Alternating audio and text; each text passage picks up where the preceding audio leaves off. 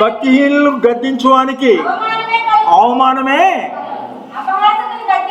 అపాసుకుని గద్దింపకము, గద్దించిన ఎడల. అపాసుకుడు అంటే ఏంటి? తన దృష్టి తానే జ్ఞాని. అస్తమానం జోకేస్తుంటాడు, అస్తమానం జోకేస్తుంటాడు. నుంచున్నా జోకేయగలడు, కూర్చున్నా జోకేయగలడు, నువ్వు ఒంగున్నా జోకేయగలడు, పడుకున్నా జోకేయగలడు, ఎలా ఉన్నా జోకేస్తాడు. వాడి మీద జోకేసామనుకో వాడికి వస్తుంది ఇక చిర్ర. ఎందుకంటే నేను మాటగారిని అంటాడు. గర్విష్ఠుడైన అహంకారికి అపాసుకుడని పేరు పెట్టాడు. ఎవరండి? గర్వమో అహంకారమో కలిసిన వారే అపాసుకుడు. ఎప్పుడైతే అపాసం ఉందో అక్కడ జ్ఞానం నిలవదు. ఎప్పుడైతే జోకింగ్ ఉందో వాడు భక్తి నేర్చుకోరు. ద్వితీయోపదేశకాండం 18వ అధ్యాయము 1వ వచనం చూడండి. ద్వితీయోపదేశకాండం 18వ అధ్యాయం 1వ వచనంలో ఏం చెప్తుందంటే, యాజకులైన లేవీయులకు అనగా లేవీ గోత్రీయులందరికీ ఇశ్రాయేలులో పాలైన స్వాస్థ్యమైన ఉండదు. వారు యెహోవా వామద్రోయములను తిందురు, అది వారి హక్కు. వారి సహోదరులతో స్వాస్థ్యము కలగదు. యెహోవా వారితో చెప్పినట్లు ఆయనే వారికి స్వాస్థ్యం. హల్లెలూయా! ఆయనే వారికి స్వాస్థ్యము. లేవీయులు, యాకోబుకి ఎంతమంది అండి? 12 మంది కుమారులు. ఈ 12 మంది కుమారులకి పంచిపెట్టినప్పుడు లేవీలకి ఆస్తి లేదట. ఇదేం అన్యాయం! ఏంటంట వీళ్ళు చేసిన పాపం?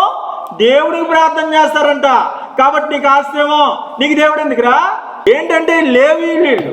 ఎవరండి లేవీలు అంటే? ఎవరు అనుకున్నారు? పాటలు పాడేవాళ్ళు, బరువులు మోసేవారు, ఆ చర్మం ఒలిచేవాళ్ళు, ఆ బలి చేసేవారు, యాజకులు, బోర్లు దేవాళ్ళు, డప్పులు దేవుడి దగ్గర ఉండి పనిచేసేవాళ్ళు. అంత ప్రతిష్ఠితులు వాళ్ళు.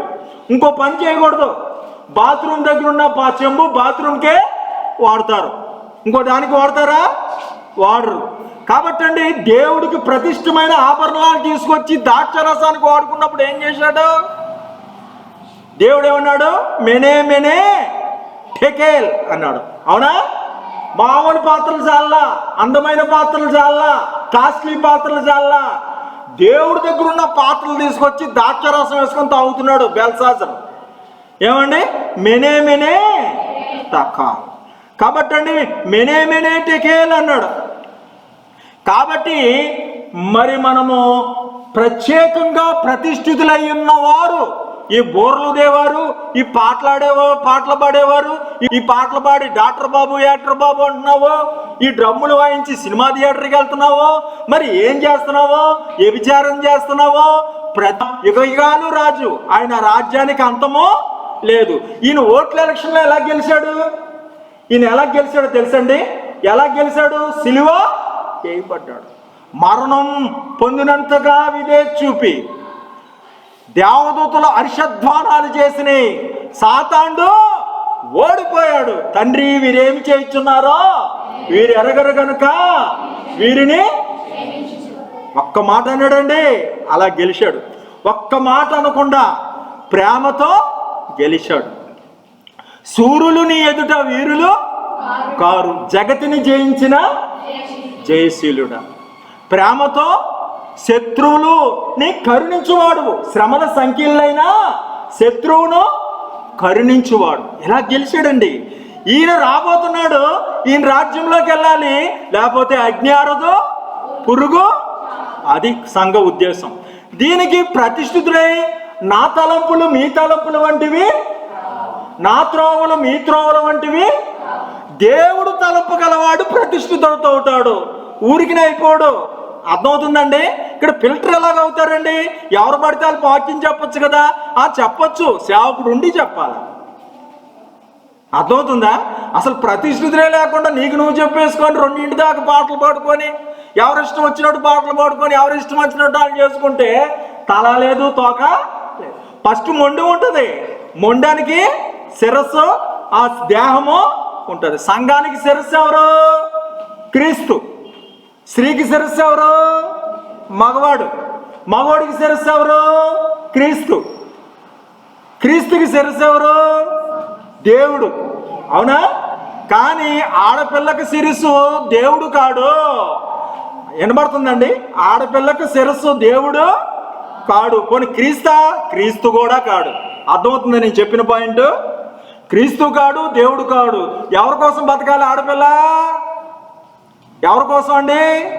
భర్త కోసము బతకాలి. సంఘం కోసం కాదు, భర్త కోసం. శిరస్సు ఎవరు?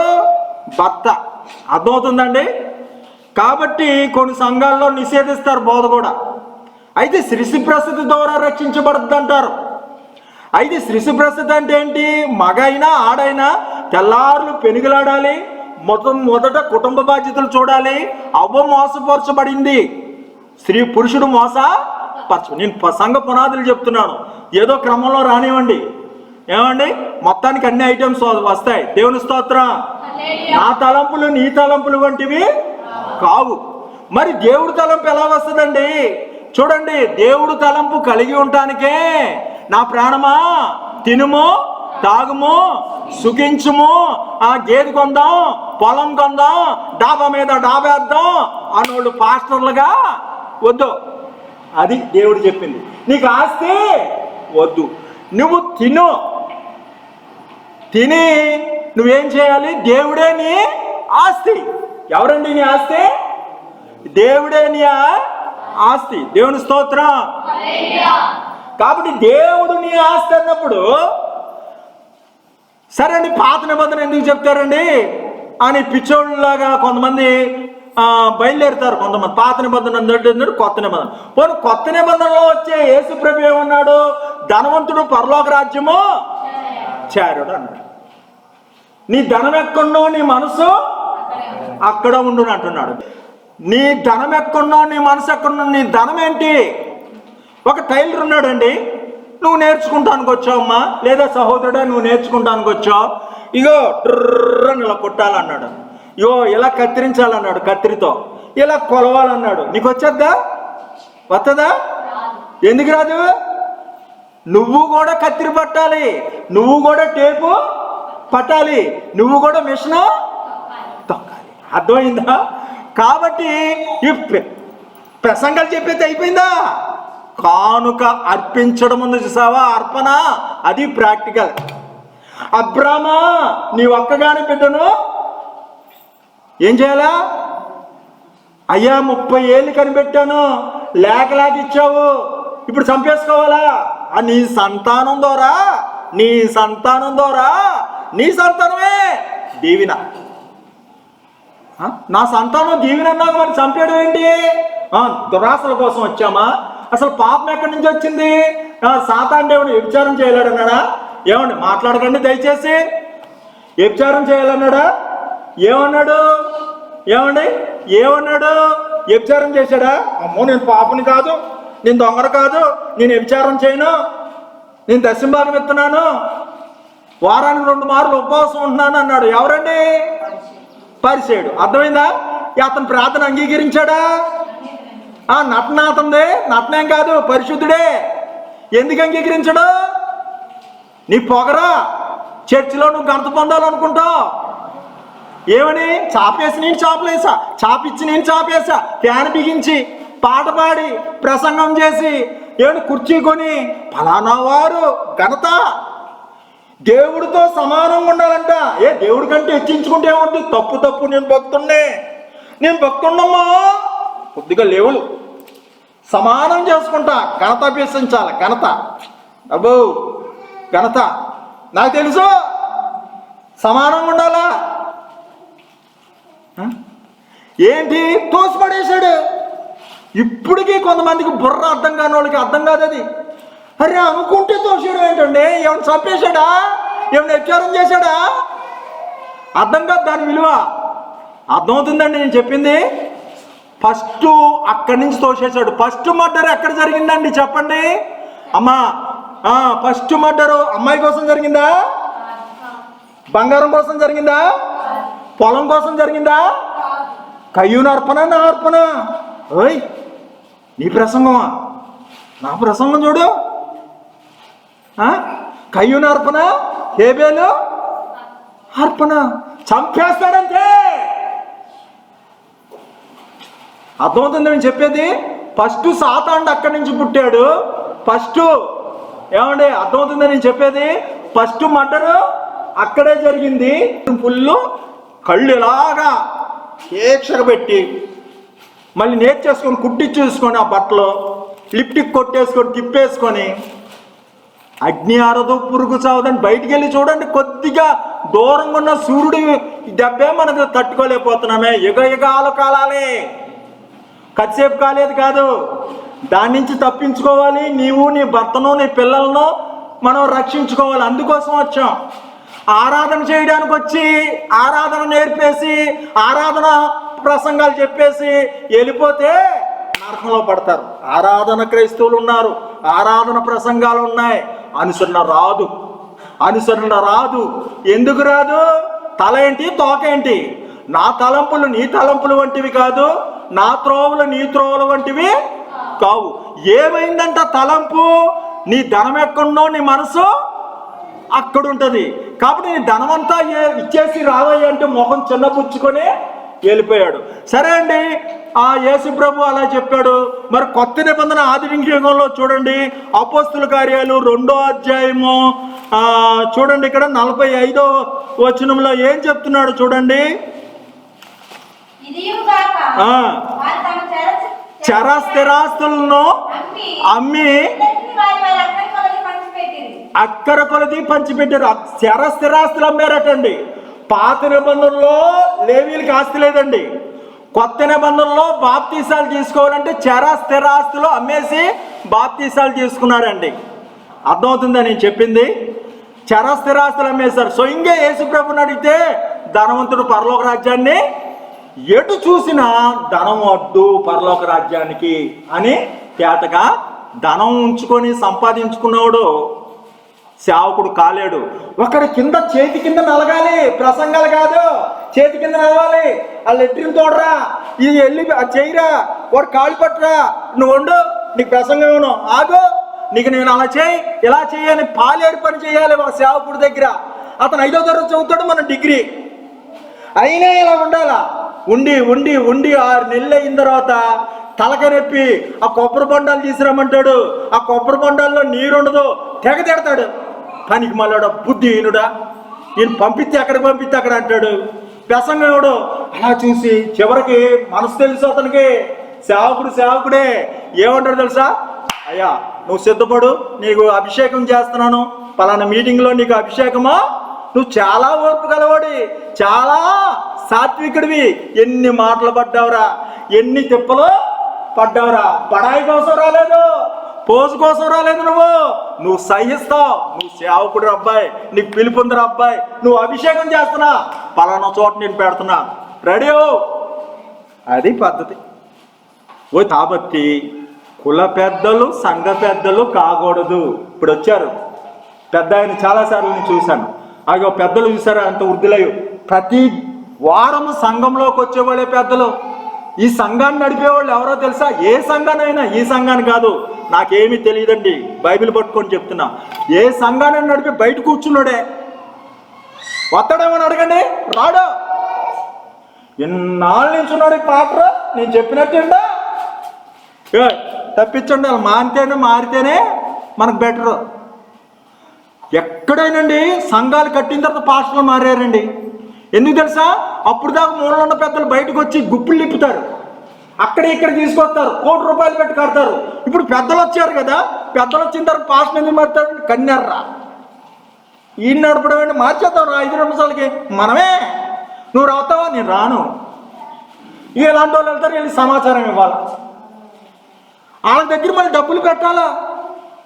కుల పెద్దలు సంఘ పెద్దలు కాదు. సంఘ పెద్దలు అంటే మారు మనసు ఉన్నవాళ్ళు. అసలు అపోస్తుల నాడైతే ప్రతిష్ఠితులు స్టెఫను 7 ఆస్తులు ఇచ్చుకున్న పెద్దలు వాళ్ళు. వీళ్ళు గుడికి రాని పెద్దలు, తాగుపోతు పెద్దలని పెట్టుకొని ఇలా చేయి అలా చేయి అంటే ఎలాగండి? సంఘానికి వచ్చిన ఆడైనా మగైనా పెద్దలే. నేను పెరిగిన సంఘంలో పెద్దలు లేరు, ఎంత పొట్టోడు కూడా పెద్దే, అందరికీ బాధ్యతే. కొంతమంది సంఘాల పెద్దలంటే పాకి పని చేయడానికే. తప్పండి, ఒక పద్ధతి ఉంది. ఏమండి? కాదు అలాగా. బాగా వచ్చి గుప్పిలు ఇప్పేవాళ్ళు, బాగా మారు మనసు కలిగేవాళ్ళు బాధ్యతలు. ఈ 2 ఏళ్ళు బాగా చేశాడంటే ఆ మాట తీసేసి మళ్ళీ ఇంకోటి పెట్టుకోండి. బాధ్యత గలవాడు చేస్తున్నాడుగా, మళ్ళీ 2 ఏళ్ళ తర్వాత ఇంకోటి నేను పెట్టడం ఎందుకో? ఏమండి? పంచుకునే ఓట్ల ఎలక్షన్ కాదండి ఇది. ఇది క్రీస్తు సంఘం. ఏమండి? దేవుడు తన ప్రాణం ఇచ్చి అమూల్యమైన రక్తం ఇచ్చి కొన్న సంఘం. నా తలంపులు నీ తలంపులు వంటివి కావు. వాళ్ళంతా ఫలానా వాళ్ళరా, మనం ఎందుకు? నేను కాకాని వెళ్ళిపోతా, కాకాని 7 వారాలు చేస్తా. రారు, ఫస్ట్ సిగ్గుపడతారు, బాగా ముదిరిన తర్వాత లోపలికి వస్తారు. ఎందుకని? నువ్వు అలా చేస్తున్నావు. నీ తీరు చూస్తే వాళ్ళకి ఏం తక్కువ లేవు. ఏమంటే యేసు ప్రభు దేవుడు, వాళ్ళ కనకదుర్గమ్మ దేవుడు. నువ్వు బూతులాడతావు, వాళ్ళు బూతులాడతారు. నువ్వు సీరియల్ చూస్తావు, వాళ్ళు సీరియల్ చూస్తారు. వాళ్ళు అబద్ధం ఆడతారు, నువ్వు అబద్ధం ఆడతావు. వాళ్ళు టెంకాయ కొడతారు, నువ్వు బైబిల్ తెస్తావు. అంతే. వాళ్ళకైనా తెలుసు మోక్షానికి ఏమైనా వెళ్తానికి ఏమైనా ట్రై చేస్తున్నావు అంటే. మనకేం తెలియదు. అగ్ని ఆరదు, పురుగు చావదు. యేసు మన కోసం పరిశుద్ధ రక్తం ఇచ్చాడు. ఎవరైతే ఎరిగిన హిందూ, కమ్మ, కాపు, రెడ్డి, బేపనోళ్ళు అందరూ మారి పెద్ద దైవజనులందరూ ఏమండి ఈ రోజున గొప్ప సేవ చేస్తున్న వాళ్ళంతా అన్యులేనండి. నా చెల్లెళ్ళు ఒక్క మాట ఆలకించండి. ఈ ఏప్రిల్ లెసన్ పత్రికలో ఏమండి 13వ అధ్యాయంలో చెప్తున్నాడు చూడండి. 13వ అధ్యాయం 17వ వచనం. మీ పై నాయకులుగా ఉన్నవారు లెక్క వప్ప చెప్పవలసిన వారే మీ ఆత్మలో కాయిస్తున్నారు. వారు దుఃఖముతో ఆ పని చేసిన ఎడల మీకు నిష్ప్రయోజనము. దుఃఖముతో కాక ఆనందముతో ఉసూరు పెట్టకూడదండి. ఉసురు పెట్టారు, అయిందే. నా ఉసురు నీకు, నువ్వు అనుకుంటున్నావేమో భారీ ఉసురు తప్పనిసరిగా భర్తకు తగులుద్ది. దీనులు ఉసురు తగులుద్ది. గుమ్మం దగ్గర దీనులను బాధ పెట్టద్దు. అడుక్కున్నాడు అనుకుంటున్నావేమో, నువ్వు వెళ్ళిన పని జరగదంతే. ఆడపిల్ల బలగిండ్రాలు, నువ్వు ఉసురు పెట్టావా నీకుందే. తల్లిదండ్రుల్ని ఆలనా పాలనా చూసి ప్రాణం పెడతారు. వాళ్ళకి వ్యతిరేకంగా నడిచి దుఃఖ పెట్టావా, కారు చీకటిలో ఆరిపోద్ది. కారు చీకటిలో దీపం కావాలి. ఎప్పుడు కావాలో అప్పుడు దీపం ఆరిపోద్ది. ఎందుకని? నీకు ఆధారం ఉండకూడదు. నీకు అవసరంలో నేను అందను, నీ అవసరంలో అందుబాటు రాదు. ఎందుకని? అమ్మ లేడు, నాన్నకి లేడు. ఇలాగా దోషాలు చేసిన వారికి టీబీ ఎక్కువ వస్తుంది. ఏదో క్యాన్సరో ఏదో అటువంటి భయంకరమైన పురుగు జబ్బు వస్తుందండి. ఈ తల్లిదండ్రులని పెద్దల్ని వ్యతిరేకించిన వాళ్ళు, ఎక్కువగా విమర్శ చేసే వాళ్ళకి టీబీ, క్యాన్సరో ఏదో పురుగు పడుతుంది తప్పనిసరి. నా మట్టుకు నాకు పట్టిందండి, సాక్ష్యం చెప్తున్నా. నేను పెద్దల మీద తిరగబడినోడిని, సేవకుడి మీద తిరగబడినోడిని. నేను బుద్ధిమంతుడిని అని చెప్పట్లా. అర్ధరాత్రి 2 వరకు సినిమా సిగరెట్లు చూసేవాడినండి. 2 వరకు, 12 కాదు. ఎన్నాళ్ళ నుంచి అలవాటు అయిపోయింది. 2 గంటల పాటలు అంటే ఏంటో తెలుసమ్మా. ఇక ఆట కావాలా పాట కావాలన్నట్టు ఉంటుంది. వచ్చేసింది డ్యాన్సులు కూడా వచ్చేసినాయి. క్రిస్మస్లో తెగ డ్యాన్స్ వేస్తున్నారు, బ్రేకులు. ఏముంది, పాస్టర్ గారు లేకపోతే అవి కూడా వేస్తారు, పిల్లలు చేపిస్తారు. మా తర్వాత అలా కాదే ఇలా వేయాలని ముసలిది అంటది. ఇక అందరూ వేస్తారు. ఇక బాగుంది, మా మీదకి ఆత్మ వచ్చింది, బల బల బల బల బల బల ఒక క్రమము అని నేను చెప్తాను. ఆ డబ్బుల కోసం వచ్చాడు, ఆ మాత్రం నేను చెప్పలేనా? ఒక పిచ్చోడు, ఒక సేవకుడు, పాపం పిచ్చోడు కాదని తమ్ముడు, కుర్రోడికి ఇచ్చేస్తున్నాడు అత్మానం ప్రసంగం. ఇచ్చేస్తే ఏం చేశాడు తెలుసా? సేవకుని పిలవట్లా, స్తుతికుడికి పెడితే ఈయనే చేసేసు. అంత దూరం నుంచి ఆయన రావాలా, వాళ్ళు చెప్పాలా, వాళ్ళు పొట్ట కోసం డబ్బుల కోసమయా? నేనైతే పరిశుద్ధత, నేనైతే చాలా సీరియస్. నేనైతే రూపాయి తీసుకోను. లోపల ఏముంటుంది? చెప్పేవాడికి ఎచ్చు ఉంటుంది. ఆనంద పొందుతున్నాడు అన్నమాట. ప్యాకెటోడికి ప్యాకెట్ పిచ్చా, సినిమా వాడికి సినిమా పిచ్చా, బోధోడికి బోధ పిచ్చా, ఆనందపడుతున్నాడు అనమాట. నాకు తెలుసు, జ్ఞానం అతిశయం కలగజేయను, ప్రేమ క్షేమాభివృద్ధి కలగజేయను. ఏది సమర్పణ? ఒక 10,000 వచ్చినాయండి. 10,000 వస్తే 1,000 రూపాయలు దశంభాగము. ఆ 1,000 రూపాయలు చంపుకొని బ్రతికించుకుంటే నువ్వు చచ్చిపోయి తిరిగి లేస్తావనే విశ్వాసంలో కూడా ఉన్నట్టే. నీతిమంతుడు విశ్వాసం మూలంగా జీవించనంటే అబద్ధం. వాక్యం చెప్తుంది నీతిమంతుడు విశ్వాసం మూలంగా జీవించనంటే క్రియలు లేని విశ్వాసము మృతం. రెండో వాక్యం చూడరా, క్రియేది నీతిమంతుడు విశ్వాసం మూలంగా జీవించడు కరెక్టే, క్రియలు లేని విశ్వాసము మృతము. ఆ దశంభాగం అంటే డబ్బుల కోసమా? డబ్బుల కోసం చెప్పడమా? నీకు కలిగింది ఇవ్వమని చెప్పలా, సంతోషంగా ఇవ్వు. ముందల సమయం ఇవ్వు, ముందల భయం ఇవ్వు. సమయం ఇచ్చిన డబ్బులు కూడా ఎత్తాడండి. యేసయ్య ఏమన్నాడు?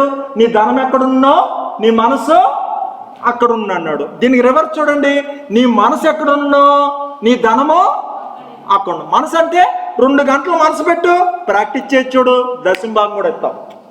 నువ్వు 2 గంటలు సమయం ఇచ్చే ప్రాక్టీస్ ఉందా, డబ్బులు లెక్క చేయవు. నువ్వు 1/2 గంట ఎత్తావు కాబట్టి 200 ఎత్తావు. అర్థమైందా? మనసు లేదు. అజ్ఞానదు పురుగు భర్త మారాలన్న మనసు లేదు. బోధించేవాడు ఎలా బోధించాలి? ఉపదేశారం మీద అనగా పవిత్రమైన హృదయం నుండి, మంచి మనస్సాక్షి నుండి, నిష్కపటమైన ప్రేమ నుండి బోధ కలిగితే, అయ్యో అపవిత్రమైన పెదవులు గలవాడిని, అపవిత్రమైన జనుల మధ్య నివసించువాడును, అయ్యో అని మనసు కలగాలి. యెరూషలేము అర్థం అంటే ఇది. అప్పుడు యోసేపు వస్త్రాలు ఇలా ధరించాడు. 1800 పలానా ఆయన చెప్పాడు, పలానా అర్థం ఇది. యోసేపు చాలా మంచివాడు ప్రియులారా, యోసేపు సహనంగా ఉన్నాడు ప్రియులారా. యోసేపు ప్రార్థన, మనము కూడా అట్లు ప్రార్థన చేసుకుందాం. ఒక పాట పాడుకుందామో ప్రార్థన చేసుకుందాము. ఏమండి? ఆయన హృదయం ఏంటి, నీ హృదయం ఏంటి? ఆ హృదయ సందర్భంలో నువ్వెలాగుంటున్నావు? పక్కోడు ఇస్త్రాకులో 2 గుడ్లు ఎత్తే నువ్వు ఊరుకోవు కదా. నీ ఇస్త్రాకులో 1 గుడ్డే పడింది, దేవుడికి తెలియదా? 3 గంటలు 4 గంటలు ఉంటున్నావు. నీ టీవీ పాడైపోతే 5,000 ఇస్తావు. ఈ సంఘంకి కట్టబడటానికి 3,000 ఇచ్చావు. నీ దశంభాగం ఎక్కొడుతున్నావు. ఏదైనా పరువు తగ్గిందంటే పెద్ద గొడవ పెడతావు, ఏదో పొల్లాడతావు. ప్రార్థన చేయమంటే ప్రార్థన రాదు. లేరు అటువంటి వాళ్ళు. ఏమండి? అసలు ఏమేమో సంఘానికి లేనోడు, సంఘానికి రానోడు, గుప్పులు ఎప్పనోడు లెక్కలు ఎత్తుంటాడు. నువ్వు సంఘానికి వెళ్తే వాతావరణం వేరా, కట్టు దాటిన తర్వాత మైండ్ స్పిరిట్ మారుతాయి. నువ్వు బయట ఉండే అనుకున్నది వేరా, లోపల ఉన్నాయి అనుకున్నది వేరా. తెలుసండి, ఎప్పుడైనా బయట ఉండి మగోడైనా ఆడదైనా అపార్థం చేసుకుంటాడు. స్పాట్లోకి వెళ్తే అపార్థమో రాదు. అంతేగాని ఎక్కడో కూర్చొని నువ్వు ఇష్టం వచ్చినట్టు విమర్శించి ఇలాంటా చేస్తారట్రా, ఇలా వెళ్ళారులేరా, గుడికి వెళ్ళారులేరా, ఏడు ఎల్లోళ్ళని. ఎప్పుడు సంఘంలో ఉన్నవాళ్ళనే పెద్దలు పెట్టుకో. కీర్తనల గ్రంథము 6 వచనాలు చెప్తాను కదండి, సింపుల్గా వాక్యం ఇస్తాను. కీర్తనల గ్రంథము 23వ కీర్తన అందరికీ తెలుసు కదండి. 23వ కీర్తన అంటే ఎంతమందికి తెలుసు? అందరికీ తెలుసు. యెహోవా నా కాపరే, లేమి కలగదు. ఎంతకంటే బంగారం ఇంకెక్కడుంది? ఏమండి? యెహోవా నా కాపరి, నాకు లేమి కలగదు. ఇది 108వ కీర్తనతో బాగా సరిపోద్దండి. మనం పుట్టినరోజున రాకపోతే ఏదైనా స్తుతి కుడుకునో, గారెలు బూరులో పలవో, కోడిని కోసో చెప్పుకో వండుకొని, ఇంటందిన గొడ్డందిన బిడ్డందిన దీవెన దీవెన దీవెన పలానోళ్ళు కూటం పెట్టారో అని జంగవాళ్ళలాగా పాస్టర్లు కూడా చెప్పేవాళ్ళు తయారయ్యారు అనుకోండి. ఇగోండి దేవుని స్తోత్రం. 128 6 వచనాలు ఉన్నాయి. 23వ కీర్తనలో 6 వచనాలు ఉన్నాయి. యెహోవా నా కాపరే, నాకు లేమి, యెహోవాయందు భయభక్తులు కలిగి ఆయన త్రోవలో నడుచు వారందరికీ ఆయన కాపుదల. బాప్తిసం తీసుకున్నానండి, ఏమో కాపుదల. గుడికి వస్తున్నానండి, కాపుదల గ్యారెంటీ చెప్పలేం. బాప్తిసం తీసుకున్నా చెప్పలేం. మరి 1వ కీర్తన కూడా చూద్దాం. 1వ కీర్తనలో 6 వచనాలు ఉంటాయండి. దుష్టుల ఆలోచన చొప్పున, పాపుల మార్గమున, అపాసులు కూర్చుండు చోటున. దుష్టుల ఆలోచనలు అంటే సినిమా పాటలు, నీ ఆటోలో సినిమా పాటలు, నీ ఇంట్లో సినిమా పాటలు. కాపుదల లేదు, కాపుదల లేదు, దేవుడు నన్ను కాపాడలేదు. ఎవరికి కాపుదల? దుష్టుల ఆలోచనలో, సినిమా పాటలో. ప్రేమించుకో, నీవు లేక నేను లేను, నేను లేక నీవు లేవు. ప్రేమించుకున్నావు, డాక్టర్ బాబు అపార్థం పెట్టుకున్నాడు, నువ్వు దిగులెట్టేసుకున్నావు. పాపుల మార్గమున నిలవక నడవక తప్పదు. పెళ్ళిళ్ళు చేసుకోవాలి, నడవక తప్పదు. నిలవక పాపుల మార్గమున ఛానల్ తిప్పేటప్పుడు కూడా వస్తాయి, మాకైనా వస్తాయి, మీ నిలవం. పాపుల మార్గమున నిలవక, అపాసులు కూర్చుండు చోటున కూర్చుండక. ఏమండి, ఇది కాపుదల. పచ్చిక గల చోట్ల పరుండు చేయుచున్నాడు. గొర్రెకైతే పచ్చిక, నిత్యంగా నీ చేతుల కష్టార్జితము నీవు. ఇది ఆహారమే, దివారాత్రులు యెహోవా ధర్మశాస్త్రం ఆనందించేవాడు. ఇది కూడా మరి ఆత్మీయ ఆనందము, ఆహారము కూడా. హల్లెలూయా. 4వ వచనం చూడండి, 128వ కీర్తనలో, యెహోవాయందు భయభక్తులు గలవాడు ఎలాగూ డాక్యుమెంట్లా చెప్పాను నేను. ఒక్క కథ కానీ, ఒక ఉదాహరణ కానీ, ఒక జోక్ కానీ ఇలా దయతో క్షమించండి, ఎందుకో నడిపింపు ఇలాగ వచ్చింది. ఒక కథ చెప్పానమ్మా, ఒక్క కథ కూడా, కానీ వినండి, మనం సత్యం తెలుసుకుంటాం. ఇక్కడ చూడండి 4వ వచనం, యెహోవాయందు భయభక్తులు గలవాడు ఎలాగూ ఆశీర్వదించబడును. ఎలాగ ఆశీర్వదించబడును అంటే 4వ వచనము 1వ కీర్తన 4వ వచనం, యెహోవా దుష్టులు అలాగూ ఉండక గాలికి చెదరగొట్టు ఎలాగూ ఆశీర్వదింపబడును. వారు అలాగూ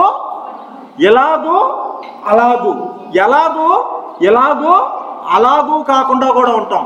అలాగ ఆశీర్వాదం ఉండదు, ఇలాగ నాశనం కావు. మనం ఎలాగ ఉంటామంటే, మధ్యలో ఇంకో 4వ వచనం ఉంది కదా, గాఢాంధకార లోయలో సంచరించును ఏ పాయమునకు నీవు తోడై ఉంటావో. అది మన పరిస్థితి. దావీదు పాపం చేశాడు కాబట్టి ఈ స్థితి పెట్టాడు. మనం కూడా చెప్పినా వినం కాబట్టి మనకి ఇటువంటి కష్టాలు ఉంటాయి. దేవుని స్తోత్ర. 3వ వచనం చూస్తాం, నీ లోగిటి నీ భార్య ఫలించు, నీ భోజన బల్ల చుట్టూ నీ పిల్లలు ఒలీవా మొక్కల వలె ఉంటారు. మొక్కలు ఏమంటే అక్కడ 3వ వచనం, నీటి కాలువలో యోరాను నాటబడి ఆకు వాడక తన కాలమందు ఫలమిచ్చు. ఎక్కడుంటావో అది, నీ కాళ్ళు ఎక్కడ పెడతావో అది అవుతావు. ఛార్జింగ్ చేసేటప్పుడు ప్లగ్ ఎంతసేపు ఉంచుతారు? ఛార్జింగ్ అయ్యే వరకు. ఈ కాళ్ళు అనుకోండి, నీ కాళ్ళు ఎక్కడున్నాయో అది నువ్వు.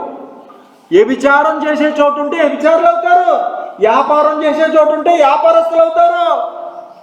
ఎక్కడ ఉంటున్నావు? నీ పిల్లలు ఎక్కడ ఉంటున్నారు? ఒక్కసారి ఆశ ఉంటే, ఆశ గల ప్రాణాన్ని, నీ ఆశ కొంతమందికి ఉంటుంది. 4-5 ప్రార్థన చేయడానికి ఉంటారు, 4-5 కాదండి 10 మంది ఉంటారు డెఫినెట్గా. వీళ్ళు ప్రాక్టీస్ చేయండి. నీ పిల్లలకు ఎక్కడ ఉంటున్నారు, నీ కాళ్ళు ఎక్కడ ఉన్నాయి. ఎంత సమయం ఇస్తే అంత డబ్బు ఇవ్వడానికి మనసు పుడుతుంది. ఏమండి, ఇక్కడ చూసారా నీటి కాలు. మరి ఇక్కడ 3వ గెలకని చెట్టు లేదు, ఏమీ లేదు అంటున్నావా? నా ప్రాణమునకు సేద తీర్చువాడు, సఫలత, సక్సెస్, సేద తీర్చువాడు ఆయనే. తన నామను బట్టి నీతి మార్గములో, నీతి అనేది చిగురు, యశాముద్దు నుండి నీతి చిగురు పుట్టును. ఎన్నిసార్లు నీతిమంతులు ఖర్జూర మోక్షంలే, అవునా? నీతి అనేది చిగురుతో పోల్చాడు. సక్సెస్ అని పదం పెట్టినా కరెక్ట్. సఫలత 3వ వచనాలు. 5వ వచనాల్లో మనం ఎక్కడ ఉంటున్నాం? ఆశీర్వదిస్తాడట. హల్లెలూయా, హల్లెలూయా చెప్పండి అందరూ. మీరు ఆశీర్వాదానికే వచ్చారు. హల్లెలూయా. ఆశీర్వాదానికి వారసులుగా ఉండటానికి వచ్చారు. మనం ఆయన రాజ్యంలో ప్రవేశిస్తాం. రాజులు నమ్మటమైన, నరులు నమ్మటమైన రక్షణ కలగదు. ముఖ్యంగా చెప్పవలసిన బాధ్యత ఉంది కాబట్టి చెప్తున్నాను. ప్రతి ఒక్కరూ బీజేపీకి వ్యతిరేకంగా ఓటేయాలి. అది మతతత్వ పార్టీ. ఏమండి, కాబట్టి ఆ పార్టీకి మాత్రం ఎక్కడున్నా ఓటు వేసారా, మన నాశనం మనమే. నువ్వు ఎవరికి వేసుకుంటావు, నీ ఇష్టం. దేవుని స్తోత్ర. 5వ వచనం, సియోనులోని యెహోవా నిన్ను ఆశీర్వదిస్తాడు. దేవుని స్తోత్రం. 5వ వచనం ఇక్కడ స్థలం మళ్ళీ, న్యాయవిమర్శలో దుష్టులు, నీతిమంతులు సభలో పాపులు, సియోనులో సింహాసనాలు ఉంటాయని చెప్పాడు. మరి ఒక వచనంలో సియోనులో విమర్శ జరుగుద్ది, సియోనులో నిలవలేరు, మందిరానికి రారు. న్యాయ విమర్శలో దుష్టులు, నీతిమంతుల సభలో పాపులు.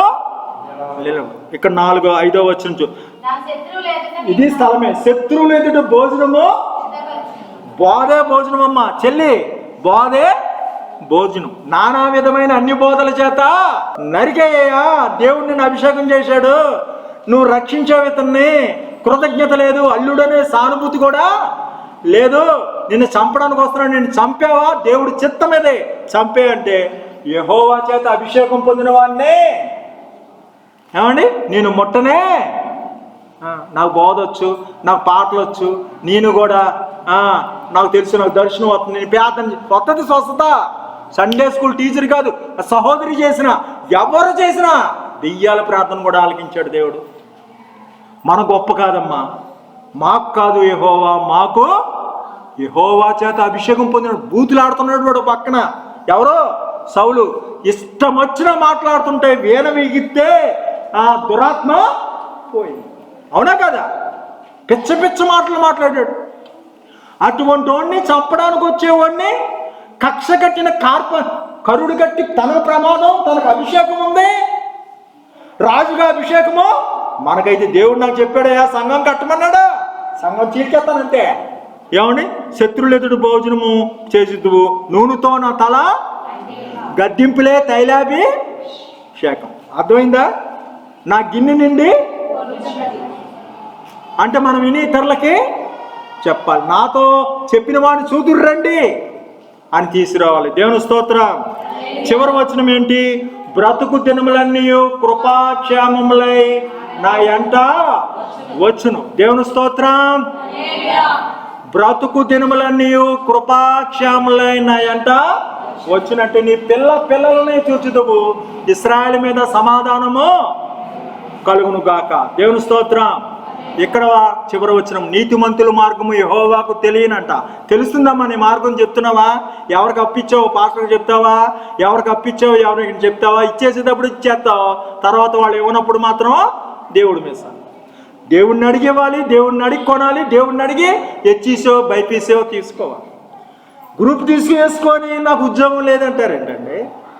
ఇష్టం వచ్చిన గ్రూప్ తీసేసుకోమన్నాడు దేవుడు. ఏమని? ఎవరిని అడిగి బయలుదేరావు అన్నాడు యెహోషువతో.